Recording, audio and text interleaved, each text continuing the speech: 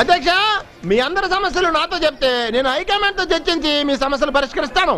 ప్రతిరోజు ఉదయం 10 గంటల నుంచి సాయంత్రం 5 వరకు క్లాస్ లో కూర్చోవాలంటే చాలా బోర్గా ఉంది. అది కాస్త తగ్గించాలి. ఓకే అధ్యక్ష, 10 గంటల నుండి 11 గంటల వరకు 1 గంట మాత్రమే పెట్టిద్దాం.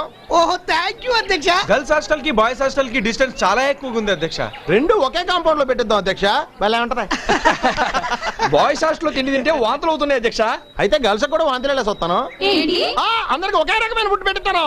ఈ రోజు కొత్త సినిమా రిలీజ్ అయింది, హాలిడే డిక్లేర్ చేస్తే బాగుంటుంది అధ్యక్ష. అయితే అధ్యక్ష, మన కాలేజీ లాబొరేటరీలో ఫ్యాన్లు తిరగట్లేదు కాబట్టి ఈ రోజు నుంచి మనం సమ్మె చేస్తున్నాం. అసలు మనకు లాబొరేటరీ ఎక్కడ ఉంది గురు?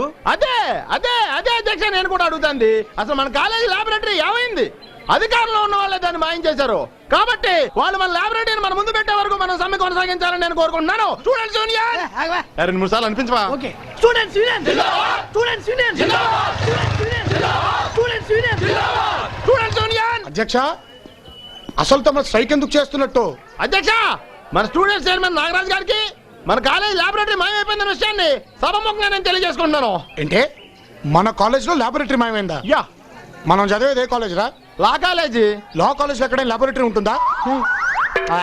అధ్యక్ష, మన అపోజిషన్ క్యాండిడేట్ నాగరాజ్ గారు నన్ను సభాముఖంగా కించపరిచినందుకు గాను నేను వాకౌట్ చేస్తున్నా. ఏడ్చావు. ఏయ్, ఆడికైతే ఎలాగో పని లేదు. మీ అందరు కూడా ఏంటో ఆడితో చేరి పోండి. ఆగండి అధ్యక్ష, ఆగండి. మన అపోజిషన్ క్యాండిడేట్ నాగరాజ్ గారికి నా మీద ద్వేషం. నేను ఎక్కడ ఎమ్మెల్యేనై, ఎంపీనై, ముఖ్యమంత్రినై, ప్రధానమంత్రిని అయిపోతాను. ఏయ్, పో. సభ రేపటికి వాయిదా వేయటమైనది. చాలా సంకనాకపోయింది.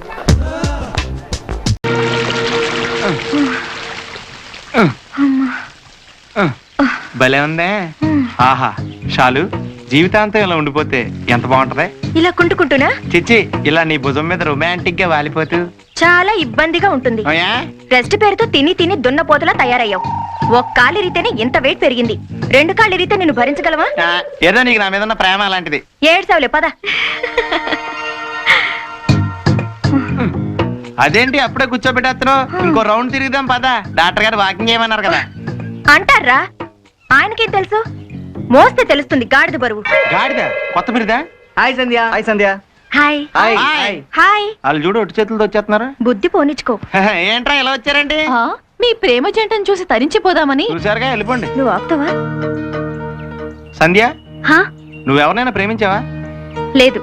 నిన్నెవరూ ప్రేమించలేదా? నువ్వే ఎవరిని ప్రేమించలేదా? అసలు ఈ ప్రేమలే నాకు నచ్చవు.